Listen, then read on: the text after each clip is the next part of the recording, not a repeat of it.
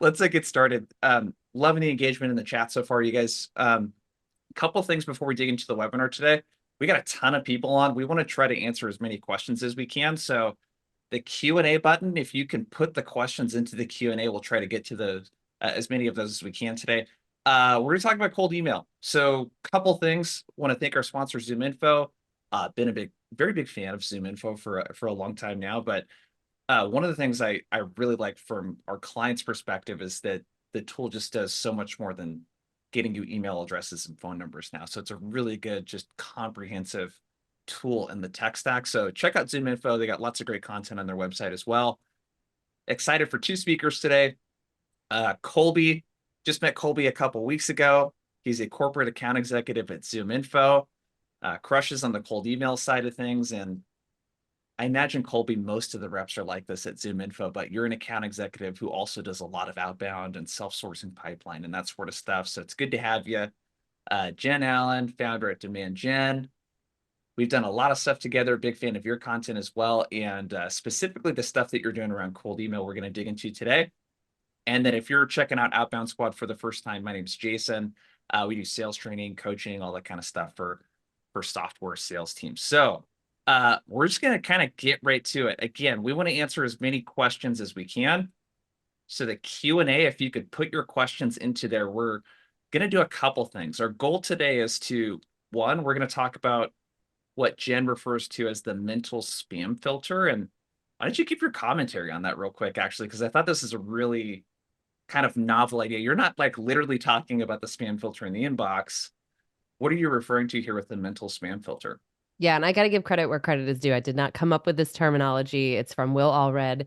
The mental spam filter is effectively a coping mechanism. It is something executives often don't really even realize that they have, where they are able to go into their inbox and without even opening our cold email, be able to spot that it is a cold email by our subject line and by our preview text. So we'll talk more about this, but this is a pattern that our executives are using to manage an inbox that is just getting totally out of control.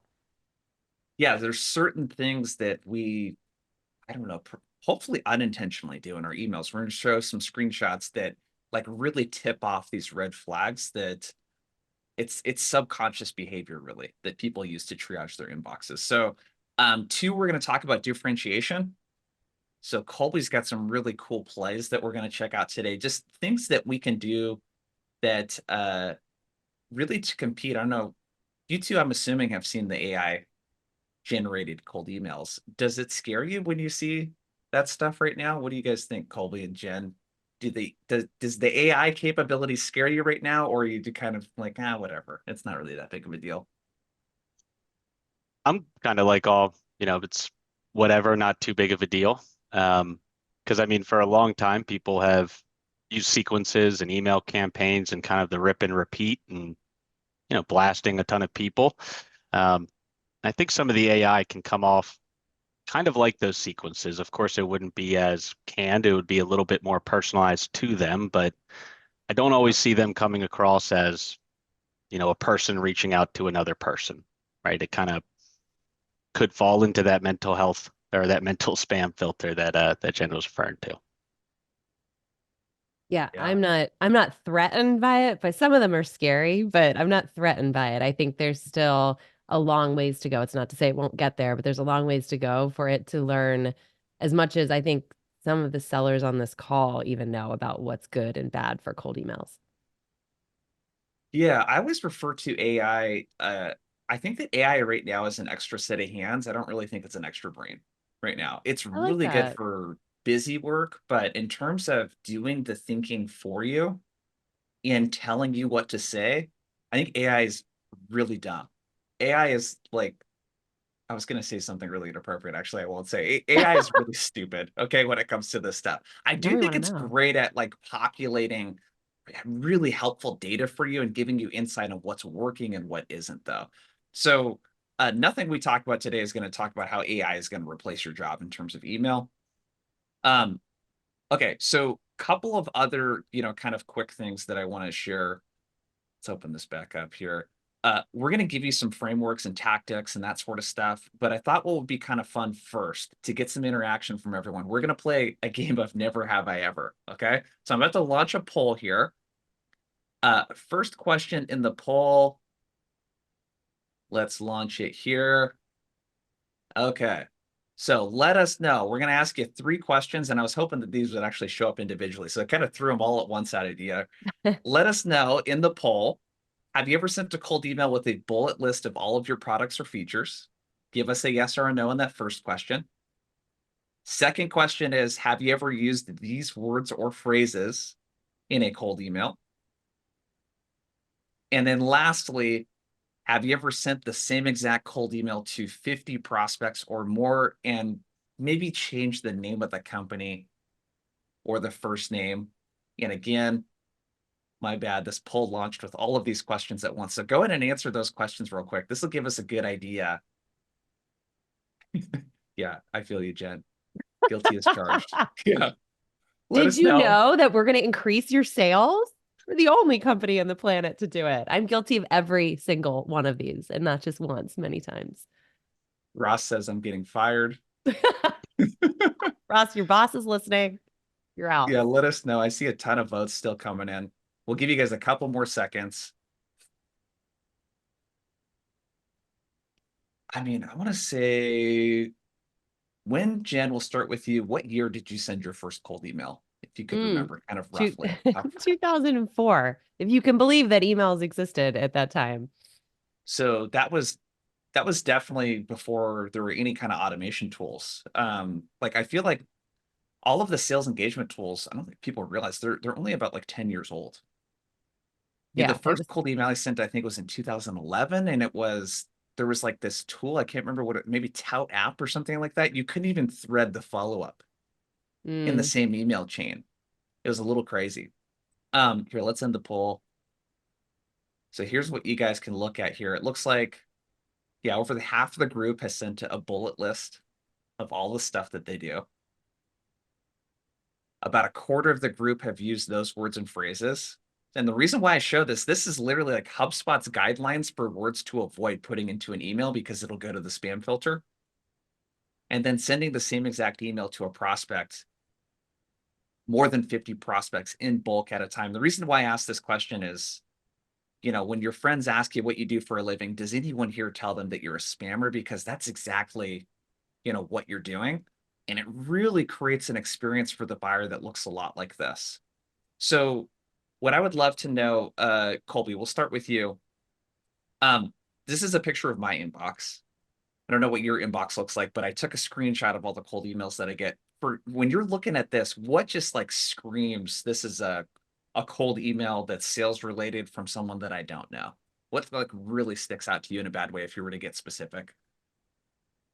I mean, I guess the subject lines, they don't really stand out in any way, and I can kind of just tell right off the bat that, hey, this might be, a salesperson or a marketing person trying to sell me something. It doesn't really call out anything specific or, anything that would catch your eye specifically. Yeah. So subject lines you talk about a lot, Jen. Talk about the subject lines that you see here on the screen. And Yeah, kind of I like think maybe how you think about subject lines too. Yeah. So I think the toughest part about cold email is, one, nothing never works, nothing always works. And two, things that worked last month might not still be effective today. So a perfect example of that is the number of people who are putting your first name in the subject line. Question, Jason. Jason, I'm sending you a gift. Jason, outbound. Like, dude, if this email is to one person, I know that it is to me, Jason. And so things like this used to be a really effective tactic to show someone, hey, I couldn't write an email to a million people and put your first name. Now that we have marketing automation, anybody can do that. And so if we even look in our own personal inboxes, we can recognize that pattern. We don't show up differently B2C versus B2B. So if I can see that in my personal inbox, I can recognize that it's probably a spam email in my business email box as well. So first names is definitely one. And then the second is just like there's clear, insert company name here stuff, like qualified appointments for outbound squad. I don't even have to look at this email to guess that email was probably sent to 1,000 other companies with the same exact text, just fill in company name here. Yeah. So let's look at some of the data. Well, I guess I could, just because it's my inbox too, I could give you guys some commentary and kind of how I look through some of this stuff. Um, One, I think this is like such a little thing, but with subject lines, I don't know. I don't think there's any data on this, but capitalizing the first letter of every word in the subject line, most of the people I email do not do that. Usually they will not capitalize any of the words, or they'll only capitalize the first letter of the first word. Colby, with your emails that you're getting sent, or even internal emails maybe that you receive at ZoomInfo, what do you notice in the subject lines of those? I mean, for the ones that I send, I like to keep it short. I will kind of play around with capitalizing, the second word or not having it capitalized. But I mean, I typically keep the subject lines 2 or 3 words. Otherwise, though, if people are emailing me, I do see that a lot to where it'll be all lowercase, right? They won't capitalize every word of the subject line. Um, so I think that's, can be a great way to stand out. Um, and just again, you're not putting somebody in a sequence or it's not an AI written email. Um, just seems genuine and it's coming from another person. Yeah. Let's look at the data real quick. There's a bunch of different data. I really like this one, but SalesLoft's got some good data. And what they showed here, if you're looking at the graph on the right, is that essentially subject lines over 5 words tend to have lower open and reply rates. So keeping stuff under 5 words, I think Will Allred, we're probably going to mention him a couple times today, and Lavender. Um, he likes to call it internal camouflage. So how do I call them boring subject lines. How do I make the subject line, how do I err on the side of being really obvious versus being really clever? It's a lower caloric expenditure for me if I don't have to be so creative versus just really erring on the side of being super obvious. So keeping it under 5 words. And let's talk a little bit about types of subject line frameworks for a second before we move to the next part. Jen, I know you have a few different frameworks that you like to use in terms of things that you can call out in the subject line. What do you recommend that the folks watching and listening here think about with subject lines in terms of frameworks and how to approach it? Yep. So in addition to the internal camouflage, which I love, particularly if you're selling to like SMB or you can't do a one-by-one approach, then you can get a lot of runway with that. My personal favorite is one I used all the time as an AE, which was the CEO comments email. So the thought behind the subject line is you put your prospect's CEO's name and then the word comments. And the idea behind that is if I were to get an email from my CEO, if I was still working at a company and it said comments, I'm immediately going to be like, did they say something about me? Was it bad? Was it good? And it's going to spark some curiosity. But the way that this falls completely apart is if we just use it to bait and switch our buyers. The reason I like it so much is because it also extends down to my preview text, that first line of text. So what I'll write is something that CEO said, wrote, commented, mentioned in a podcast that gave me a reason to believe that this company might have the problem that we solve. So an example I use a lot when I was selling would be, Mary Smith's comments. Mary spoke about the 10 enterprise companies customers your company landed last quarter. Seems like moving up market might be a focus. Do not use it to bait and switch your audience. Use it to force yourself to lead off your email with a really relevant starting point about the customer, not about us. Love it. Bob's comment in the chat. Highest open screening order. Bob, thinking outside the box. What's up, Bob? Um, so so yeah, CEO's name comments. I mean, that's 3 words. It's hyper specific too. And I feel like it doesn't require a ton of effort to to really dig. Assuming that, you've already found the nugget, from the quarterly report or whatever it might be. Um, Colby, any other insights from you on subject lines in terms of things that you'll call out? I know we'll kind of touch on a couple of examples later on. I mean, I'll usually use the triggers with my cold emails. ZoomInfo's technology, whether I know that they're searching for, let's say, sales leads, sales software, or maybe they visited our site and never submitted an interest inquiry. So I'll lean on those triggers for my subject lines. For example, if they are a cleaning company, right? Maybe my subject line will just be cleaning needs. But totally agree with Jen there to where it's, hey, you don't want to bait and switch the prospect or the buyer, right? You don't want to be lying about your intentions, so much so that they're just going to be upset, probably never respond to you, maybe send you to spam or junk. But I like the idea of grabbing their attention, but just avoiding that bait and switch and just starting off the relationship on the wrong foot. Yeah, being straightforward. I'll give you guys one other kind of tip too, is if there is something that is sort of an industry-wide problem. I had a client that sold an automated welding solution into like really large manufacturers. So the number one thing that they're dealing with right now is no one wants to get a blue collar job. So there's a shortage of welding talent, and there's a really big demand for welders. And the subject line was one word, and it was welders, 90+% open rate. Perfect. So if there's something that's like super relevant, like across the board in the industry, that's a really, really good way to approach it as well. Okay, so that's subject lines. And you guys, I couldn't figure out how to get the YouTube live working. So hopefully there's not a bunch of your colleagues. Our webinar is hit capacity. So hopefully apologize to them for me, please. I feel bad. There's some people that can't get in.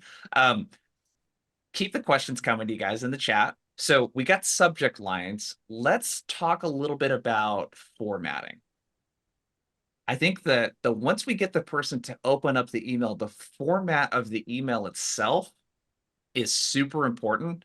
I want to launch another poll here. And let's see if I can do this one right. Let us know.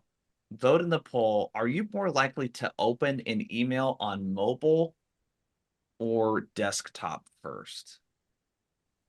What about you, Colby? Are you more likely to open up an email on your phone first or desktop first? Typically phone. If I'm at my computer, I'll do the desktop first, but yeah, I don't wait to open emails before I'm back at my desk. Right, as soon as I get one, I'll open it up on my phone. And will you reply from your phone typically or from your desktop? Typically reply from my desktop unless it's, a quick reply. Yeah. So I think that's pretty common. Open first on mobile, reply from desktop. What about you, Jen? Do you typically open emails first on mobile or desktop, mix of the two? Working hours desktop, except for lunch. After hours mobile. I don't sit at my computer more than I have to. Yeah, let me share this here. There we go. So we're about, I would call it 50-50 in terms of where people open up mobile first versus desktop. What the data supports is, and let me share my screen here. The reason why I'm starting with this is mobile formatting is just so important. So if we look at optimizing your email for mobile, we're going to get really specific and tactical with this. Lavender's got some great data on this. Prospects are 8 times more likely to open your email on phone versus desktop. So if you look at the email on the left, and we're going to break down a couple emails, but I'll start with you, Jen. Like when you look at that email, let's just look at the formatting. From a formatting perspective, what feels like a lot of work with that email in terms of consuming the content? It's just big chunky paragraphs, right? If we watch how anyone who writes on LinkedIn that's a quote unquote influencer writes, we all like complain about it. It's like, oh, there's too much white space. It's one sentence, but there's a purpose behind it. There's a psychology behind it, which is if I don't know you, I'm unlikely to read your baby sweet novel that you've written for me. I am likely to read one sentence and decide, does that sentence merit me reading the next sentence? So when you see a big chunky paragraph, when you see commas, when you see indirect sentence structure, instead of like writing a direct sentence, writing like a based on my observation of X, comma, these are all things that just equate to more effort for the reader, and more effort from someone that they'd never met before is just probably something they're not often willing to give us. Yeah, so like the skimmability of the email, like if we look at this one specifically, Yeah, that like third paragraph, I don't know about you, it's like my eyes almost glaze over when I try to read it. Yeah. The other thing too is that this entire email, it didn't fit with like I have to scroll in order to read the rest of the email. So optimizing just from a format perspective, there's a couple things here from a data perspective. I mean, mobile friendly emails, they just get 83% more replies. That's the big thing that you need to know. Um, I know a lot of the data supports under 50 words, but I found around 75-ish or less words will typically have the highest reply rate. No need to scroll on mobile. And to give you guys a good visual here, that email there on the right, that's what it looks like on desktop. This is honestly not the worst cold email that I've seen. It's definitely personalized. I mean, turn complete strangers into paying customers. This is like that's our tagline. So this person definitely, researched me. I don't run Facebook ads, unfortunately, so they kind of really missed the mark there. But not a terrible looking email on desktop. But when you look at that same excuse me, on a mobile device, I just don't even want to read that email on the right. Uh, Colby, how do you think about like the formatting component of your emails in terms of like how you decide to structure them, like length of the email? Because I notice you have some emails. We're going to look at some of them. Some are really short, some are really long. Some of the longer ones I noticed though are they're very customized for that like industry and Mhm. that person. But how do you kind of think about like length of email and all of that kind of stuff? Yeah, I think it depends on the scenario, right? Like who you're emailing, why are you reaching out to them? Um, but pretty much everything that you mentioned is what I like to think about, right? And when I'm thinking about an email, I try to grab their attention within that first or second sentence, because then they'd read more or at least be interested in starting up a conversation, right? I don't want to, I guess, call out too many features or functionality that we offer. I don't want to, over assume the problems that they might be facing. Um, Kind of want to just get right to it with my emails or with a lot of the emails, but certainly situational depending on who I'm reaching out to, if they've engaged with ZoomInfo, if they're familiar with us, or even if I've had a conversation with them in the past, but it just, hadn't turned into an opportunity or much more than that. Yeah, so getting straight to the point as quickly as possible. And again, we're going to show you guys some examples of what good looks like here in a second. I wanted to answer. So Ryan Taylor asked a question. Let me know what you two think. What would you consider a bad, decent, and good open rate? So what's kind of like the red, yellow, green for open rates? So I was going back and forth with Gavin on this in the chat. I don't love looking at open rates because I think, isn't it Apple? Apple like technically opens your email before you actually open your email. And so I'm less fussed about what my open rate is because it could be massively inflated and give me a false signal. I'm way more concerned with what my reply rate is because my reply rate is what's going to tell me if I have effective copy or not. I think the average reply rate, and Jason, tell me where I'm off, is somewhere between like 1% and 3%, which is terrible, but we accept it as a Oh, norm. I will tell you, like my reply rate for cold emails is 42%, and that means that I don't have to send 1,000 cold emails. Now, is that realistic for everybody? Probably not. But I would say if you can get in the neighborhood of 20%, that's a terrific signal that you're writing really relevant copy and you're prompting people to give you a reply. Whether it's good or bad is kind of outside of your hands. A lot of that falls due to timing, but at least get a reply, which is information that allows us to act. Colby, what about you? Yeah, I definitely agree there. I mean, you make a, great point to where these servers, they are opening the emails, so you're getting those false open rates. But I mean, even if they're opening their email and they're not replying to you, or opening your email, not replying to you, then it's not really a win for you, right? The messaging still isn't necessarily working if they're opening the email and then never replying to you, right? I mean, Yeah. I like looking at the reply rates and then also ultimately the conversion rates as far as, hey, are they interested in setting up a meeting with me as opposed to replying and saying not interested? Maybe because I lost them with that first email, so they don't want any more. Yeah. So I have a different answer. I would look at, so I do think that open rates are a vanity metric. So people overly focus on it and they do get inflated. It's not just Apple, it's every large corporation you email is their spam filter is going to open up the email for the most part if it gets to that point. I would be really concerned if the open rate wasn't at least 40%. That's like a good, like that would be a green to me. Yellow around 30%. Anything under 20% would be a red. It's a good high level indicator if the email is going through or not. But with that being said, once you start to get in that 5 to 10% plus reply rate, you can turn open tracking off on the emails too. Open tracking along with click tracking does affect deliverability. Yeah. So once you have a good performing campaign, like you can turn open tracking off. Okay, so that's sort of high level.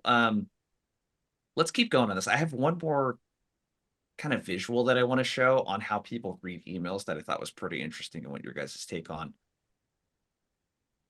So Corporate Visions and Vidyard did an eye tracking study. I don't know if you guys have seen this before, and they basically followed people's eye movement with how they read emails on the desktop. Do you guys both have a separate like monitor that's like a widescreen?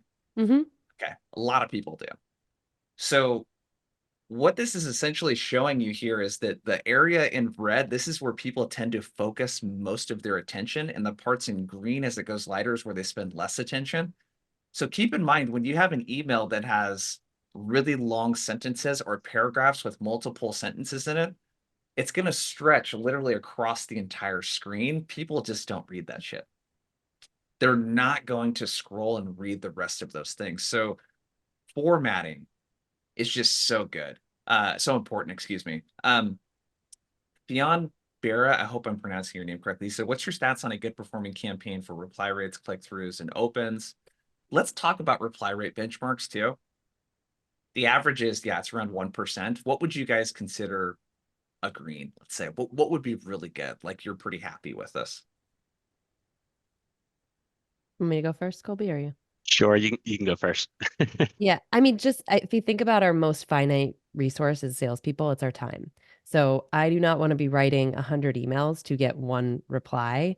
I would think in general, I want to be somewhere between 20 to 30%. Now, I want to say a caveat to that, right? I've always sold into enterprise and large mid-market customers. So I'm not emailing 1,000 people at a time, like crossing my fingers, being like, I hope someone replies. So I do think there's nuances based on what segment you sell into.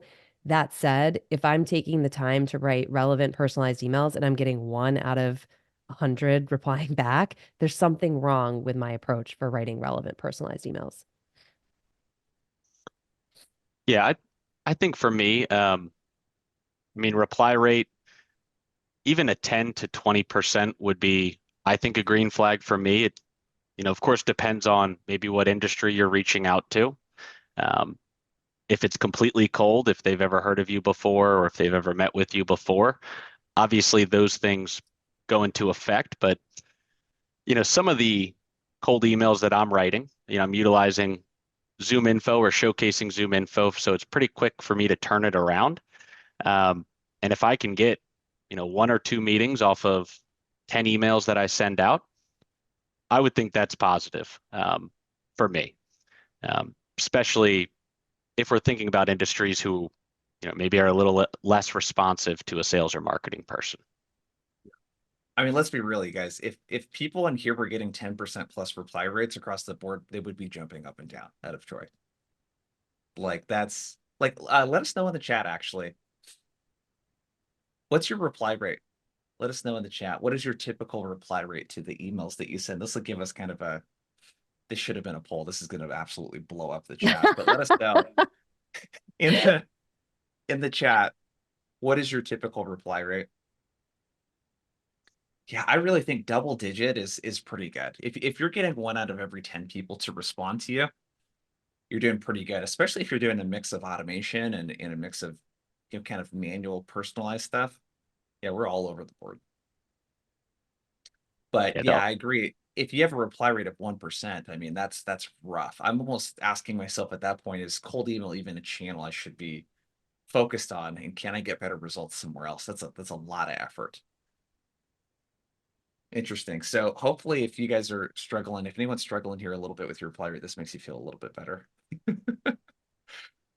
Let's take a look at one more piece of data here, and then we'll get into showing some different types of examples. I want to talk about call to actions. I don't agree with all of Gong's data, honestly, on cold emails. There's some stuff I thought that was like, like bump emails they don't really like, and using really long follow-up emails. It's like, I don't know, I just don't see that in the clients that I work with. But this I thought was really interesting. The call to action. So asking more than one question reduces reply rates by 26%. That was a great one from Lavender. And then this concept of interest-based CTAs. I think one of the biggest mistakes I see, if again, the goal is to reduce mental effort for the prospect, a lot of emails, it's like, look at this case study and do you have time to chat with me? It's asking for more than one thing at a time. And my thought has always been, you can always send another email. Like I can always bump this email with a case study. But Jen, we'll kick this first question your way. In terms of call to actions, how do you think about like the ask in the email and what you're asking the buyer to do? Think for most of us, we all grew up learning that cold emails follow a very similar structure, which is like, here's who I am, here's the company I work for, here's why it's the best thing since sliced bread, here's a bunch of case studies or ROI facts, and do you have time to meet on Thursday? And because we've all been taught that, because most of us follow that, buyers have gotten smart to that too. So they scan right to the bottom of the email and they see, do you have 20 minutes on Thursday? And then they know without even reading the rest of the email, this is a cold email. So it's not to say your email sucks. It's just, it's a recognizable pattern. And so my philosophy is like you can't get a prospect to be interested in a solution until you get them to become interested in the problem your solution solves.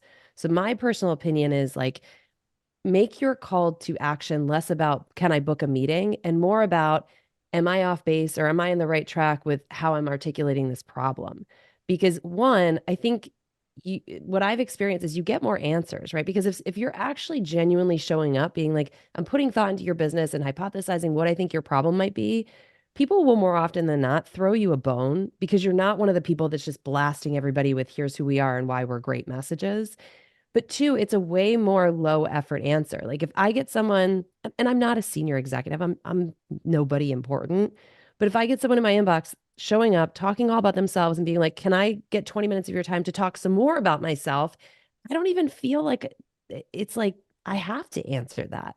And so I think it's really important we look at our emails and say, is this the way I would behave if I was meeting someone for the first time at a party? I probably would never ever behave like that. But I do it in emails because emails are blind and we just send them out. Yeah.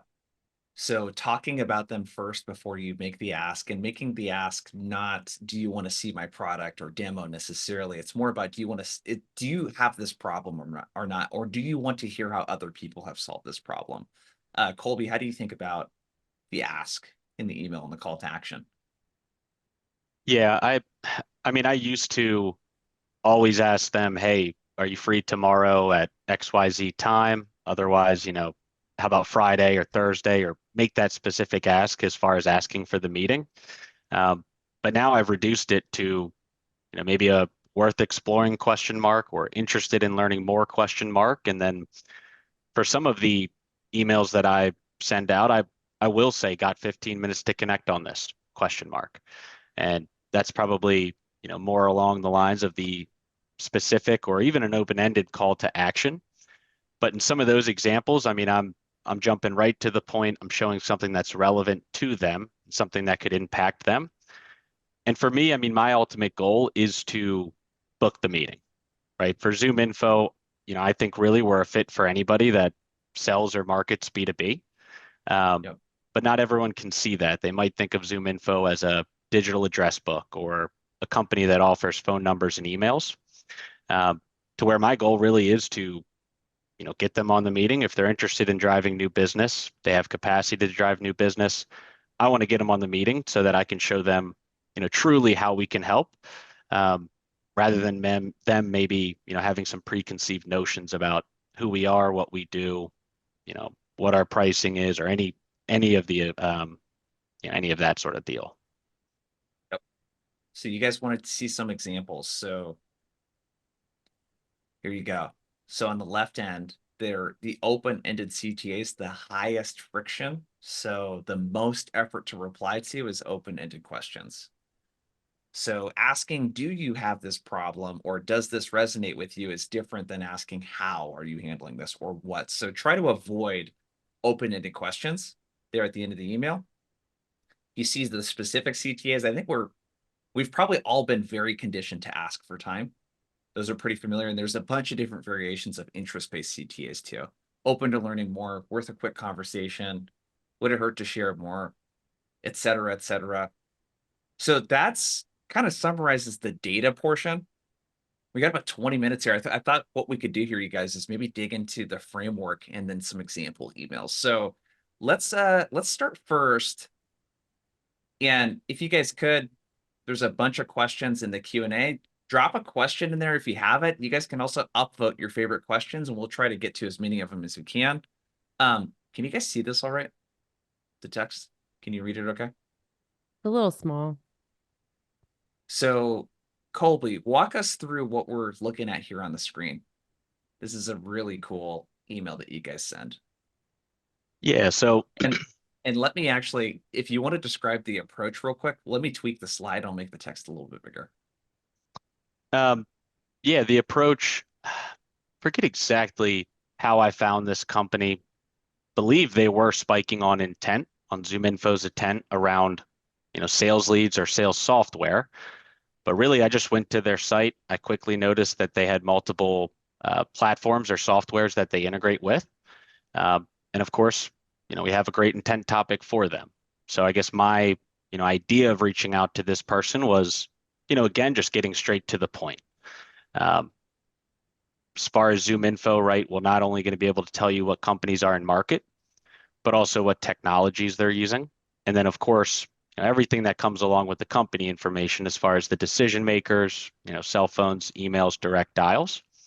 But my approach for this was just, straight to the point, right? Show the software, basically what they'd be looking at if they were using the software today, and then asking for the meeting. Did set up a meeting with this individual. But really, I just wanted to grab their attention because this is just one of the many solutions that we offer and one of the many ways that we can help. And I think this solution can solve a lot of different problems as well, whether it's lack of pipeline, lack of engagement, or maybe just wasting time on people who aren't in market or, aren't great fits. There's so much that's implied in this email that you just don't even have to really talk about almost, right? I think the play here is if you guys sell, I'm assuming most of the folks on this call probably sell software or at least some sort of professional service. If you guys can point out something in your solution that addresses a problem, or even if you took it a step further and pointed out something on their website, adding imagery into the email can be really powerful. But the cool thing about intent is you basically, Colby, here, you just said, hey, you guys sell this thing and want to get in front of these people. Did you know that there's a big list of people, like potential customers, like searching for your product right now? It's pretty cool. Yeah. And it follows all of the kind of principles. It's got the short subject line, company's ERG needs. It's straight to the point, like really short. I mean, there's 3 sentences in here and then an image. Super straightforward and to the point. We should talk about deliverability as well. Do you ever think about or notice any drop in open or reply rates when you drop multimedia into an email versus plain text? I know that's a big kind of hot topic right now. I've heard that before. I haven't experienced it too much myself. I mean, this isn't an email though that I'm not, rip and replacing it and sending it out to, 1,000 people over the course of the month. Personally, I haven't run into too many deliverability issues, maybe because these are, much more targeted and I'm not blasting them at scale. But have seen that been talked about on LinkedIn, but not something that I've run into. Yeah, I think if you're customizing it I'm curious your thoughts on this too, Jen. If you're customizing the emails and you're not sending out too many of them in bulk that are exactly the same, that's going to affect deliverability. The only other thing that I've seen is if you guys are going to drop imagery or anything into an email, make sure your email signature doesn't have a bunch of like hyperlinks and all of that kind of stuff in it. A good rule of thumb is like one link per email, and your signature counts as well. And that, that might frustrate a lot of them, your guys' marketing departments. But email signature, try to keep it plain text if possible. Jen, deliverability, any comments from you on deliverability and things to make sure that the inbox makes it through, or the email makes it through? Yeah, one, I would say if you want to learn about deliverability, follow Jesse Ouellette. I'll put his name in the chat. I think I'm constantly learning from him. I'm not a deliverability expert, but my opinion on it is this. Jason, your point was phenomenal. If you're going to send mass emails, like you want to remove as many potential risk factors as possible. Risks are emails, attachments, images, calendar links. Like you're just making an already hard job harder by throwing something like that into the mix. I do think there's some questions on here around like vidyard links and videos. I think it's really good to A/B test different tactics, but recognize that everybody's communication preferences are different. Like I hate receiving videos because it means that I have to stop whatever I'm doing, watch a video, and then go back. I love plain text because I can read it while I'm in a meeting. I don't represent every single buyer that is out there. And that's why I think it's so important that regardless of what you do, you A/B test different tactics to see what works for your unique persona, your unique customer base. And we were talking about this before we launched too. If you're going to use any type of multimedia, whether images or video, use it as a way to enhance the message. So like in Colby's email, he could have dropped a video in there too if he wanted to. It would have probably taken more effort, but it's like, hey, Colby, found 200 companies looking for ERG services. Record a quick video to show you how you can find that information yourself. Or I worked with another company that sells into contact centers. So the big problem they solve is when people can't answer their own question on the website, they pick up the phone and call. And ironically, contact centers, they don't want people to call because that drives up the cost. So if you sent an email that said, hey, notice the big problem and reason why customers might be calling unnecessarily into your contact center, included a video here, like that's probably going to get watched. So you got to think about how am I using the multimedia to enhance the message that I'm trying to send. Okay, so let's take a look at a couple of other emails here. Jen, this is one of yours that I pulled. Let's take a look here. And if you could kind of break down for us just there's some data points here that you brought to the equation, and then also just kind of generally the thinking behind the framework here. Yeah. So I think when we hear personalization, I think most of us run to, well, I've got to find like some fun freaking fact about this person. And the way that it's often executed actually ends up feeling pretty icky to the buyer. So the example I give a lot is I love rescue dogs. People might see me post about it and be like, I love rescue dogs too. Anyway, we're the leading provider of leads for companies. And it's just like, I know what you're doing. You're trying to check a box. What I'm trying to show in this example, this was an email I rewrote for one of my clients, where they had started with something that felt a little bit too forced. Like it was just way too much in the vein of trying to be personalized. I think you can be personalized by showing this is an email that I can't send to anybody else. So this exact email is, showing, hey, I shopped at your Chicago store last week. The associate there gave me a perfect recommendation for my sister's birthday present. My hypothesized problem is like, that's probably really hard to do without a human being. But you've got a huge volume of customers that shop on Nordstrom.com. Wouldn't it be cool if you could take the thing that makes Nordstrom so awesome, which is this personalized customer service, and bring that into your online portal? And then I'm using social proof, not to say like Toyota did this and saw 1,000,000% bleh, whatever.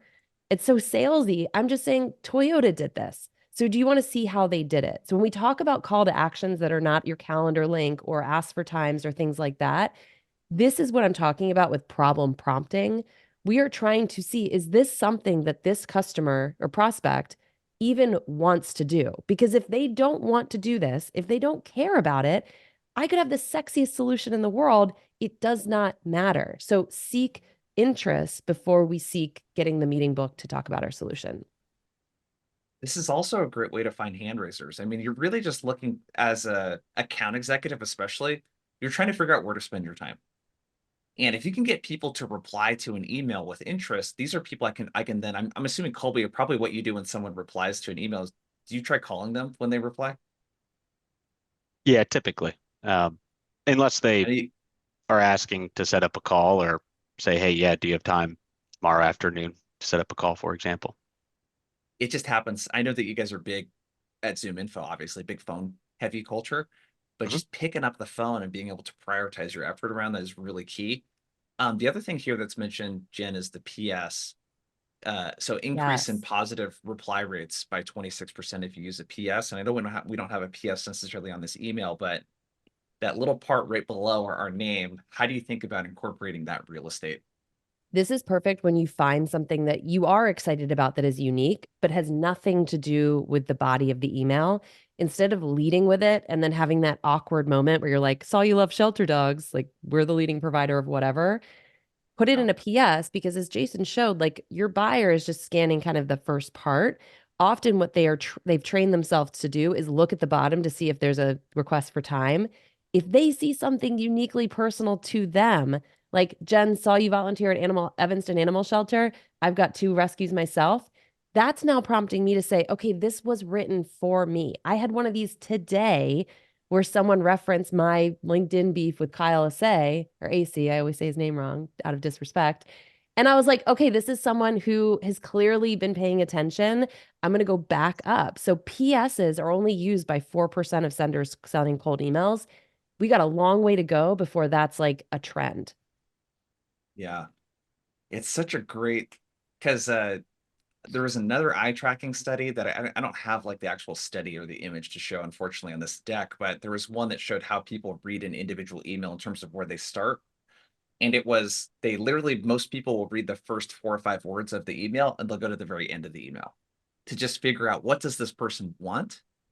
And oftentimes what's at the end of your email, it's the PS, right? So it's getting the most attention of the email. So putting something personalized into there can be pretty good too.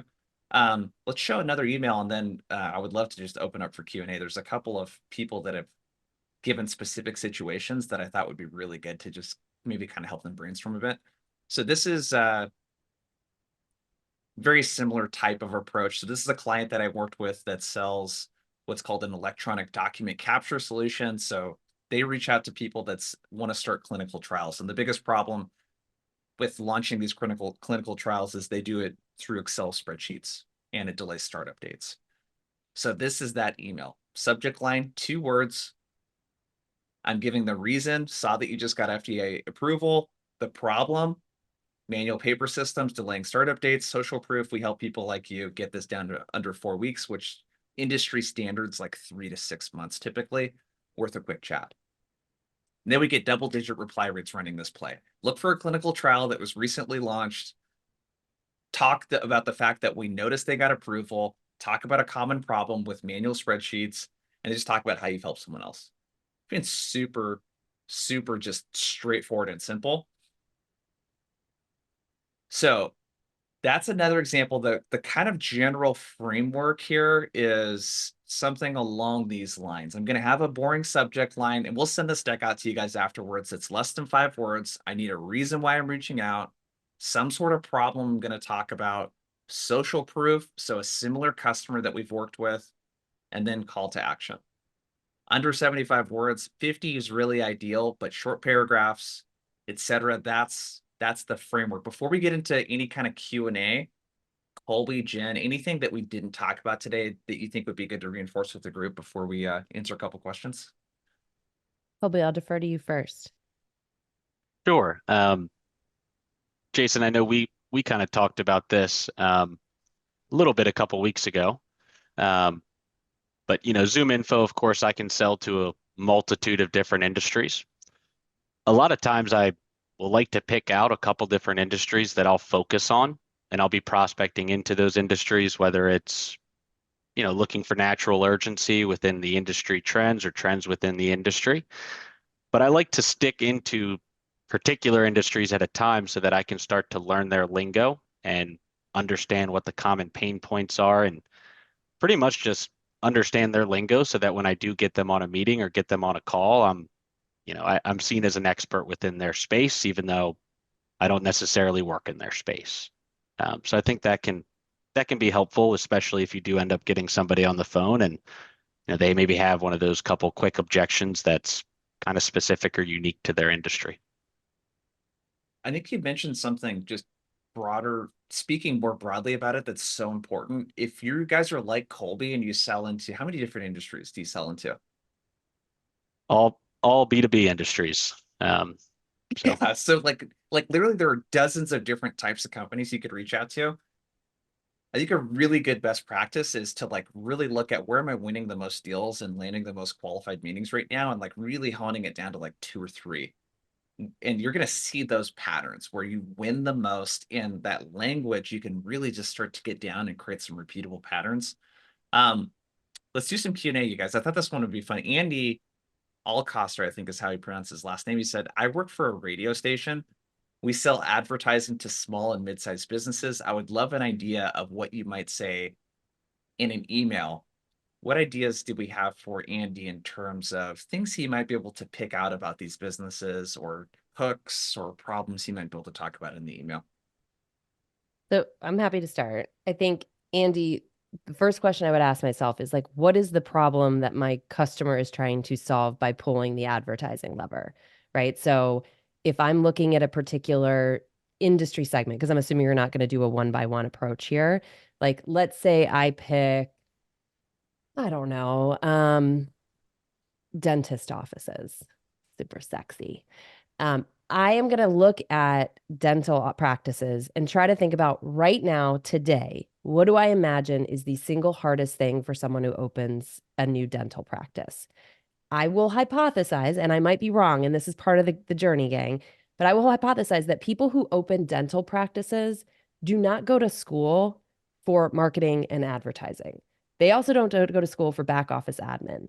And so marketing and advertising is something they have to do that they know very little about. So my actual approach would be probably more leaning into the problem of how do I, a really great dentist, get smart on the best ways to capture attention from my target market in my area. So I would lean more into, you've got a knowledge gap there probably from your potential prospects. What can you share with them that gets them smart on that topic as a whole, so that they then look to you and say, okay, Andy's got some good ideas here. What does Andy do? Right. So I don't think we necessarily have to lean right into, let me tell you why you should buy ad space or ad copy from us and advertise on the radio, because I think it's a really hard sell. I think what you can first do is say, what can I share with this person that gets them thinking differently about the job that is really hard for them, which is making marketing decisions when they have no marketing background. So that would kind of be my go-to. Colby? yeah, I agree with that. I think in any case you want to put yourself in the prospect or the buyer's shoes, right? I mean, if they just opened up a dental practice, they might be getting a lot of messaging, from companies that offer similar services. So I would think just trying to stand out with, I guess, that first line or that second line, and really just putting yourself into the shoes of your prospect, um, to try to gain that interest, right? I'm almost trying to think of how, I might leverage ZoomInfo in that scenario, but Yeah. maybe even just a call to action, as far not a call to action, but just pointing out, hey, what if we did this, right? Or what if your ad was here, for example? Might be a good way to just grab their attention and get them to start talking to you or setting up a meeting. Yep. One other thing I would add, just a general principle for everyone too, is look for evidence that they care about doing the thing that your solution helps with. So for example, advertising, really it helps with awareness. So what are they currently doing for advertising? So do they have Facebook ads? Do they have LinkedIn ads? Are they promoting jobs on their socials? Like what are they promoting and what's going on right now? And that is evidence in like a cookie crumbs, essentially, that you can find that they care about doing the things that your solution could help with. Um, Here, let's take a couple more. So Tristan Jones asked, maybe I'm jumping ahead, but how many emails do you usually send before getting reply? What do you recommend as a good number of touch points? I mean, the sequencing data and cadences really supports 12 to 15 touches over the course of 3 to 4 weeks, typically across email, phone, and social. And usually that's somewhere between 6 and 8 emails over that time, 6 and 8 phone calls, a couple social touches. In your guys' experience, maybe a better question to ask here is, after that first email, what do you send next? What are your guys' thoughts on bump emails? Do we thread them into the same email chain? What do we think? I personally hate bump emails. I wrote about this yesterday. I think it's like the equivalent of walking up to a hostess at a restaurant stand and being like, I'm waiting for my table. Like, we know you're waiting, girl, sit down. I personally think that one, if I look at my own past, I assumed that people were reading my emails and just like not responding. And it was my job to call it back to the top of their inbox. What I did not see as a salesperson is this is a common cadence step in so many sellers' cadences. And so it's not necessarily but like thoughts or bump is bad. And by the way, it works. I'm not saying it doesn't work. I just don't want to sound like every other seller in their inbox. And thoughts is not differentiated, it's not unique. So my typical approach is to say, let me revisit this prospect. Let me revisit my one problem assumption I led with in my first email. And let me take another stab at a problem assumption number two. The other thing that this does is it prevents me from sending kitchen sink emails on my first go, where I'm like, do you have any of these problems? Like, maybe if I throw them all out there, one will hit the dartboard. So by forcing myself to start with one problem, it allows me to then cycle through a range of problems. I don't think there's a dead set number of I've reached out X number of times, because you might just have someone who doesn't look at their emails. And that's why I think it's important to pick up the phone, send LinkedIn DMs, use all the channels available to all of us. Yeah, Colby? that's what I was going to say as well. I mean, I wouldn't just sit back and hope that they reply to the email, right? I mean, in between the email and likely even before I do send the email, I'm going to be picking up the phone and calling them, right? I'll connect with them on LinkedIn, maybe send them a message on LinkedIn. I like your thoughts, Jen, around, what did I assume, or what problem did I lead with on the first email? And then how can I reframe this or do a different problem led for the second email? I like that as well. And again, I think it's pretty situational. If I email somebody a cold email and then the next day or 2 days later, I see them on our site, see them on our website, and they still haven't replied to me, maybe I'll send them a screenshot of them on the website, being like, hey, I saw you're on the site. Um, how do you think your sales team would do with this technology? Or, what if your sales team could know whenever somebody was on your pricing page, for example? So kind of just like doubling down on that, or maybe I'll just send over an example of that intent and a real-time example. Cool. We got to run, you guys. I'll give my short hot take on bumped emails. I think that if you can do variations, the concept and principle here is that it's one sentence. So it could be, oh, by the way, here's a case study with XYZ company, or here's how XYZ company solved this problem, link to a case study. Are you interested in hearing how company dealt with this? Right? Want to see how this company got this outcome? Like, one sentence is kind of the key with the bumps. We got to go, everyone. Make sure to check out ZoomInfo. Drop the link there in the chat. We'll send the deck and stuff out to you guys afterwards. But this was really awesome. Colby, Jen, thanks for spending the last hour with us. And everyone else, thanks for all the engagement and all of that great stuff. That's all we got for you guys today. Thank you We will so see ya. much. Yep. Thanks, Have a everyone. good one. Thank you, everyone. Later.